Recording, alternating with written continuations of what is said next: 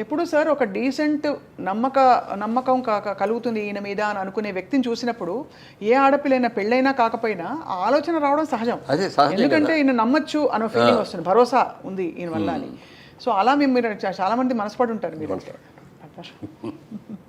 మీరు పడకపోవడం గొప్ప కాదా అని కాదు కదా సార్, కానీ మీరు ఆ నిగ్రహం పెట్టుకోవడం అనేది చాలా గొప్ప. చాలా కష్టం కూడా.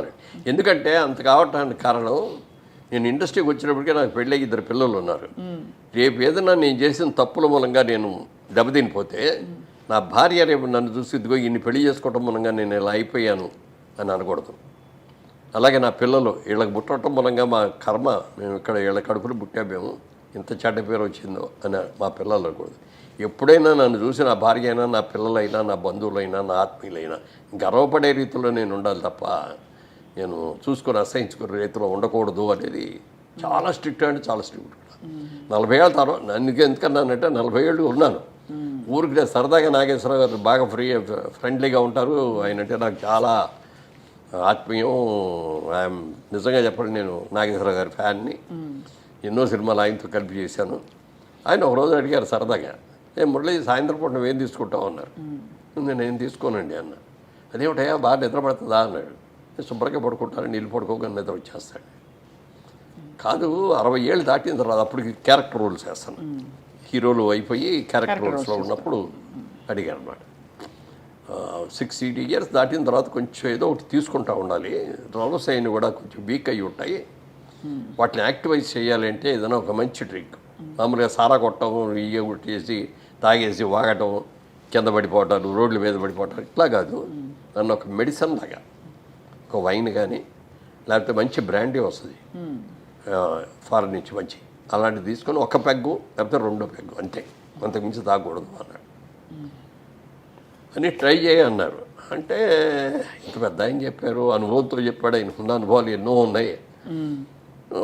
వైన్ దాగి చూద్దాంలే అని చెప్పారు. అందుకని వైన్ బాటిల్ కొడుకొని తెప్పించుకొని ఇంట్లో కూర్చొని, ఇంటికి వచ్చినప్పుడు ఆ రోజున షూటింగ్లో అది 9 అయిపోయేది. లేకపోతే బయటకు వెళ్ళినా ఇట్లా 9 ఈజీగా అయ్యేది. ఇంటికి వచ్చేప్పుడు స్నానం చేసి అప్పుడు డ్రింక్ తీసుకోవటం మొదలుపెట్టి ఆ డ్రింక్ అయ్యి భోంచేద్దాం అనేవాడు 12 అవుతుంది.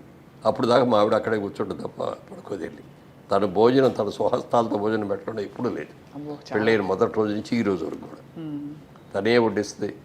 అన్నీ కూడా వేడివేడిగా. ఆ రోజుల్లో మైక్రోవేవ్లు అట్లాంటివి ఏమి లేకపోయినా కూడా నేను వచ్చే టైం చూసుకొని అన్ని కూరలు అవన్నీ వండేసేసి ఒక అన్నం మాత్రం వేడిగా పెట్టేవారు. వేడిగా అప్పటికప్పుడు వండేసి నేను ఇంట్లోకి వచ్చే స్నానం చేసి వచ్చే లోపల రెడీ అయిపోయేది అనమాట. అట్లా ఆ రోజు నుంచి ఈ రోజుగా వేడిగా తింటమే అలవాటు ఏదైనా సరే. Such a dedicated wife sir నిజంగా.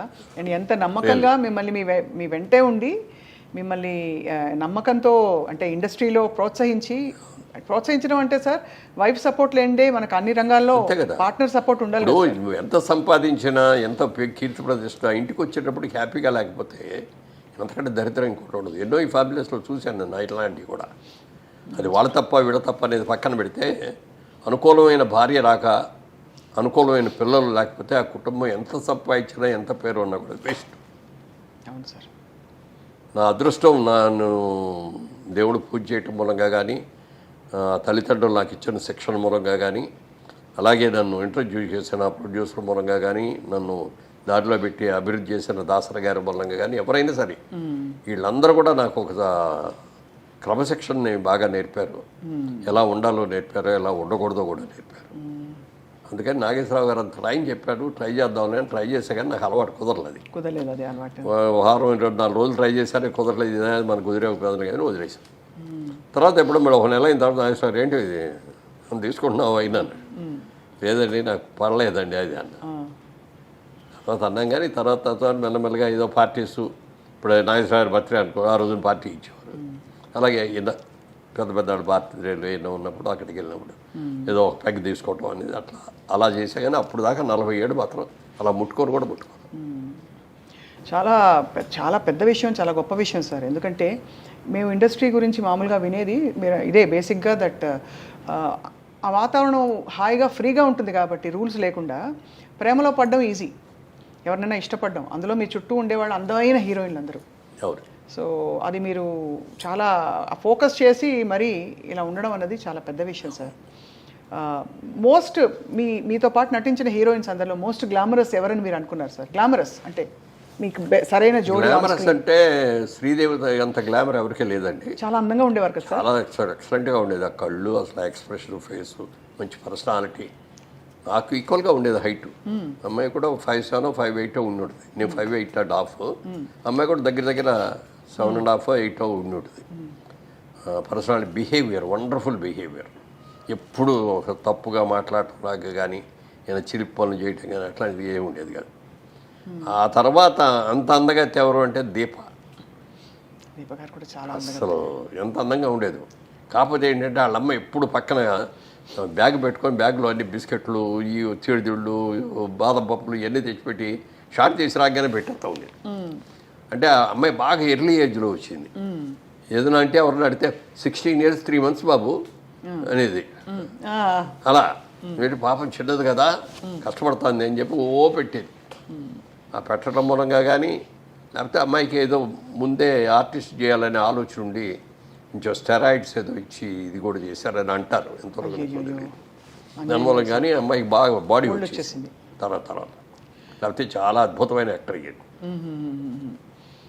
జయసుధ గారు ఇట్స్ ఏ ఫ్యామిలీ లేడీ. అదే ఇక అందులో సినిమా యాక్టర్ లాగా ఉండదు. ఆవిడతో నటిస్తా అంటే రియల్ క్యారెక్టర్తో నటిస్తాం అనే ఫీలింగ్ వస్తుంది తప్ప సినిమా యాక్టర్ లాగా ఆవిడ నటించడం కూడా అలాగే చేస్తుంది. ఇప్పుడు మిగిలిన వాళ్ళు కొంతమంది చేసే దాంట్లో ఆర్టిఫిషియాలిటీ ఉంటుంది. అంతవరకే ఉండు, టచ్ అవ్వకూడదు, ముట్టుకోకూడదు అన్న లెవెల్లో ఉంటుంది. అవన్నీ ఉండేవి సార్ ఆంక్షలు. అంటే హీరోయిన్లు చెప్పేవారా? అప్పుడు లేదు, అప్పటికి లేదు. కానీ నాగేశ్వరరావు గారు, ఎన్టీ రామారావు గారు చేసే రోజులు ఉండేవి. జమున గారు అయితే ఎప్పుడు చేతులు ఇక్కడి నుంచి కిందే తప్ప పైకి పుట్టుకొచ్చేవారు. ఇట్లా ఈ కూడా పట్టుకొచ్చేవారు. ఓహో, అంత ఇదిగా ఉండేది. అది అవన్నీ లేకపోయినా కూడా ఎంతైనా కొంచెం దూరంగానే ఉండేవారు. ఇట్లా అప్పుడు ఈ ముద్దులు గిద్దులు ఈ గొడవలు ఏమీ లేవు కదా. అవునవునవును. ఎంతవరకు దగ్గర ఉన్నాలో అంతవరకే ఉండేవారు. ఆ క్లోజ్ చేస్తారు. ఈ అమ్మాయి వచ్చేటప్పటికంటే భార్య అంటే భార్యలాగానే ఉండేది. అంత బాగా. ఇప్పుడు నేను చేసిన సినిమాల్లో కూడా హయ్యెస్ట్ సినిమాలు చేసింది ఆవిడతోటి. మా సినిమా ప్రొడక్షన్లో కూడా ఆవిడ చాలా సినిమాలు చేసింది. Very cooperative artist. అసలు మామూలుగా హీరోయిన్ లాగా గిద్దుకోటాలు ఉండవు. సింపుల్గా మేకప్ వేసుకొని వచ్చేస్తుంది. ఇది మధ్యతరగతి కుటుంబం క్యారెక్టర్ అంటే దానికి తగ్గట్టే హెయిర్ డ్రెస్ దానికే ఉంటుంది. పెద్ద హెయిర్ డ్రెస్లు కూడా చేసుకునేది కాదు. మామూలు నేత చీరలు, పట్టు చీరలు లాంటివి ఇట్లాంటివి కట్టుకొని అట్లా న్యాచురల్ యాక్టర్ లాగా ఉండేది అనమాట. సో అలా మరి జయచిత్ర గారితో ఆ రూమర్ వచ్చిన తర్వాత మీరిద్దరూ మాట్లాడుకోవడం జరిగిందా సార్? అయ్యో ఇలా వచ్చేసింది, ఎలా క్లియర్ చేద్దామని. కోర్టుకి వెళ్ళినట్టున్నారు కదా మేడం? నేనే వెళ్ళాను. కోర్టుకి వెళ్ళలేదు. ముందు నోటీస్ ఇచ్చాం వాళ్ళకి, పేపర్ ఆడికి. ఇవ్వగానే పరిగెత్తుకు వచ్చేసి, సార్ మా వాడు ఎవడో తప్పుగా ఇచ్చాడు, సారీ అండి క్షమించండి అంటే అది విత్డ్రా చేసుకున్నారు. చేసుకున్న తర్వాత అది జరిగిన 4 రోజులకి అప్పుడు అన్ని సినిమా అక్కడి నుంచి మెడ్రాస్ నుంచి వచ్చేవాళ్ళం కదా. మెడ్రాస్లోనే ఉంది ఇండస్ట్రీ. మార్నింగ్ ఫ్లైట్కి ఇక్కడ షూటింగ్కి వస్తున్నాం. దాసరి గారు ఒక షూటింగ్ వస్తున్నారు, నేను ఒక షూటింగ్కి వెళ్తున్నాను, జయచిత్ర గారు ఒక షూటింగ్కి వెళ్తున్నారు. ముగ్గురు ఫస్ట్ మార్నింగ్ ఫ్లైట్లో ఇక్కడికి వచ్చాం. ఆడు మళ్ళీ ఇమ్మీడియట్గా నెక్స్ట్ డే ఆడు పేపర్లో రాశాడు, వాళ్ళ రోజు దాసరి గారి ఆధ్వర్యంలో మురళీమోహన్ గారు జయచిత్ర గారు పెళ్లి చేసుకోవడానికి హైదరాబాద్ వెళ్ళారు.